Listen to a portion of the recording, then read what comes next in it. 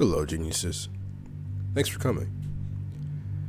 Today I'd like to talk with you about an interesting phenomenon. As you can see by the title, we're talking about the concept of pain as identity. You see, there's a strange thing that happens to some people who have been through a lot. At first, pain is something they try to survive. You try to get through it. But over time, if it's persistent, it becomes something else. It becomes familiar. It becomes organizing. And eventually, whether a person realizes it or not, it becomes a part of who they are. And once pain becomes a part of who you are, a part of your identity, healing doesn't feel like relief anymore. It feels like a loss. And guess what? We're going to use an example that everyone is familiar with. We're using none other than the Cape Crusader himself, Batman.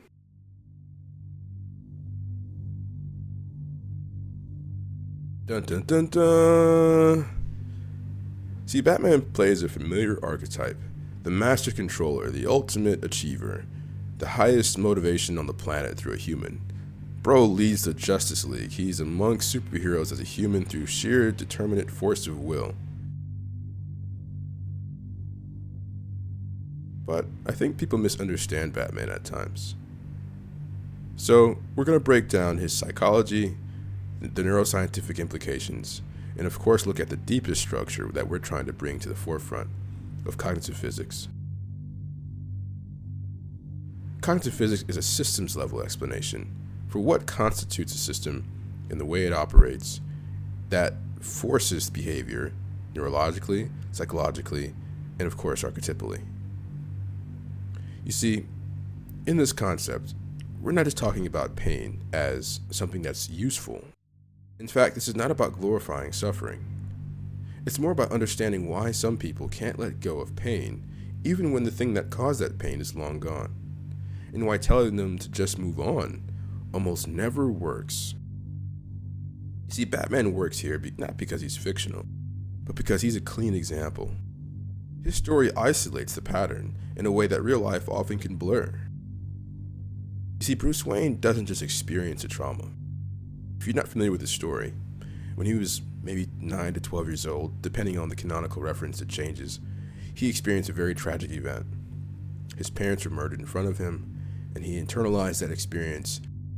And instead of him going on and doing something more sensible, like dedicating his parents' legacy and the infrastructure he had to supporting crime situations in the world or in his city to prevent them and maybe creating some sort of foundation, he decides to dress up as a tall black figure under the symbol of a bat and beat people to death, well, almost to death, with his bare hands. I wouldn't say this guy is the poster child for trauma and healing. But I love Batman because he really takes his situation and adds meaning to it in order to find something that allows him to be productive in a way that honors his younger self from having lost what he did.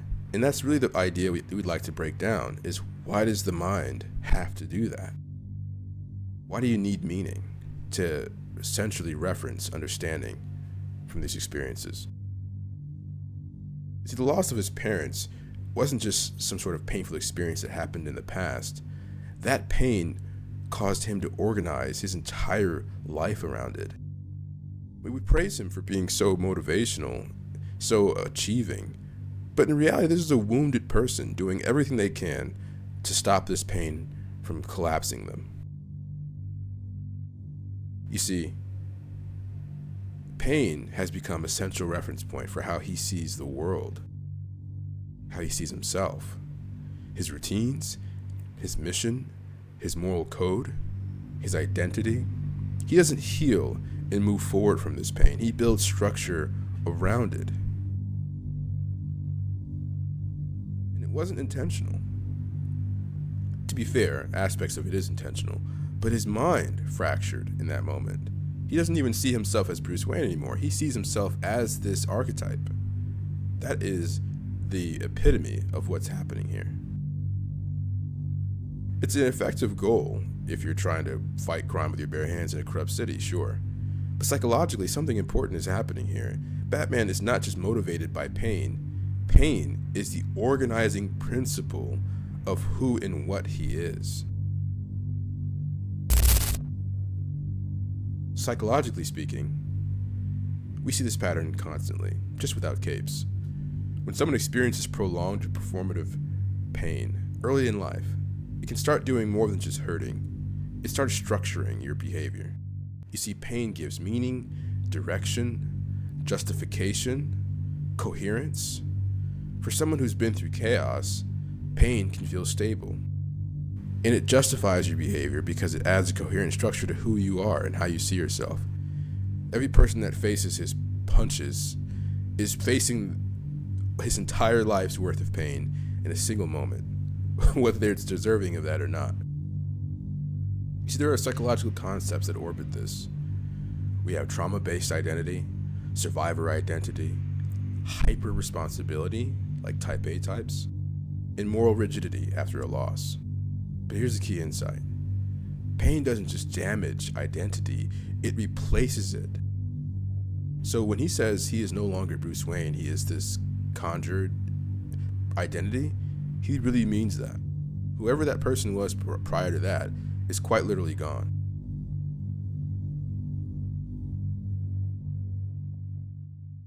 When pain becomes the organizing reference, healing itself is unattainable in some aspects through the mind's perception.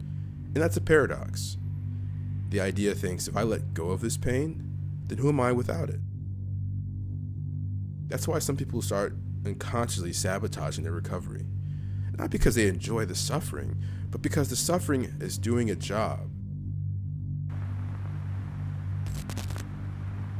Neuroscience explains this even deeper. Neuroscience helps explain how this stabilizes. You see, the brain doesn't optimize for happiness.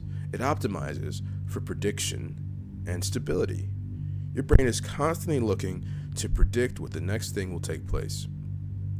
In computer science, neural networks are made the same way, like your LLMs and AIs are meant to predict what the correct responses are going to be. And so if there's an error, if it predicts incorrectly, there's a small pain signal that says, hey, let's make sure we don't do that again. Your brain is the same way. So repeated pain reshapes the neural pathways because it begins to reroute its decisions and its predictability. Threat detection becomes hypersensitive because the amygdala is always on high alert. The default mode network begins to rehearse pain-related narratives. Over time, pain is not just predictable, it's expected. Even if pain is unpleasant, it feels safer than uncertainty because now it knows what to expect, which provides it the room for safety in unsafety. If you are constantly resting or in a comfortable state and you can't enjoy it because your brain is looking for danger, that's a common sign. Your brain realizes, when we were most vulnerable was when we were most comfortable because we weren't expecting pain, and this led us to be exposed. So we can never be exposed again. We have to always be looking for where pain is going to take place, whether that be in relationships, in jobs, in your life itself. Here's the uncomfortable truth. The nervous system can prefer familiar pain over an unfamiliar peace. And this is why sometimes people feel anxious when life begins to slow down. If you look at Batman, you realize he does not cope with retirement. Not well, at least. His body forces limitation that his mind can't accept.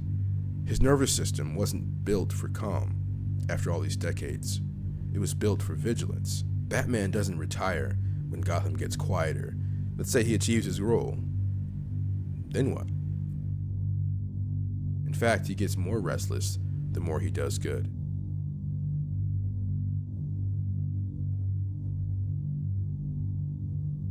So here's where we have to transition. Let's look at a deeper level. Psychology explained the pattern in behavior. Neuroscience shows the correlates between those into a genetic framework.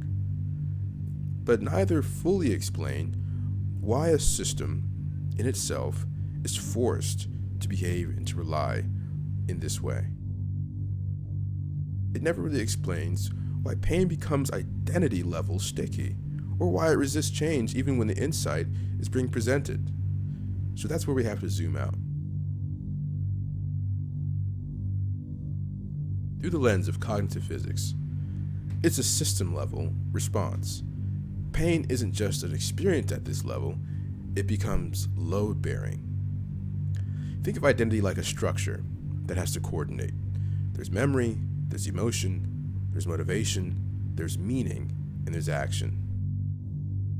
When pain persists long enough, the system begins to adapt all these pieces around this endless cycle. Pain becomes the stabilizer, a central reference signal, and that constraint keeps everything aligned. If you were to remove a pain suddenly, the system doesn't relax, it just falls apart. That's why healing in itself can feel disorienting. Calm experiences can feel unsafe. Growth in itself feels like betrayal. Batman without pain doesn't just lose motivation, he loses structural coherence. And this isn't weakness, it's a system logic. The system has to equally display and distribute energy in a way that maintains stability.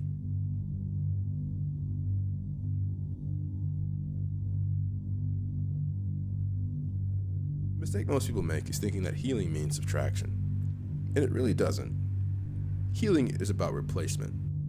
If you've ever seen Indiana Jones, in the first movie he has to replace the weight of this one artifact that he's trying to obtain with a congruent or similar weight in order to prevent the whole system from reacting. If pain was doing the work of meaning and direction and identity coherence, something has to take that role that has equal or congruent behavior. Otherwise, the system itself defaults back to pain because pain works. And if you do it abruptly, or if you try to go cold turkey, which people often do, your system collapses. This is why people like Batman can't just move on. They need a new organizing center that can carry the same load without the damage. Pain in itself isn't about drama, it's about structure. And once you can see that, a lot of behaviors that look self-destructive suddenly make sense.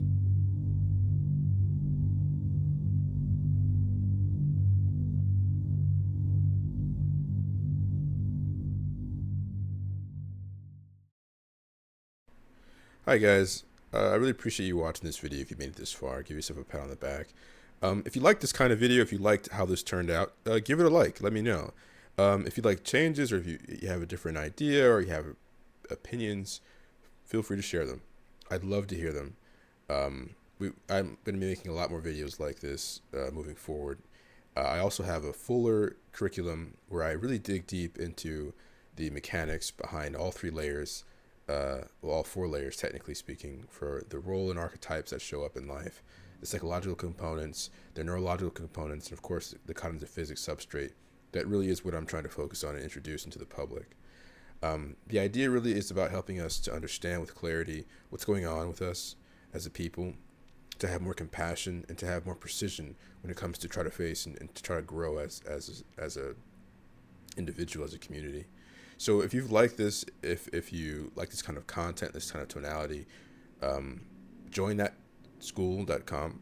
We also have articles we write Monday, Wednesdays, and Fridays. Mondays and Wednesdays are for free subscribers, but the paid subscribers get the Friday technical paper where we really did dive deep into the behavior behind these sort of phenomenons we see, what forces these kind of constraints, and there will be plenty more to come. If you're part of the school community already, we appreciate you. If you are not, feel free to join. It's free to join. The curriculum is not free, but it is free to join the community. We have a Discord as well, TikTok. You can find all my links attached to my profile here. In the meantime, I appreciate you guys for watching, and thanks so much. We'll see you in the lab.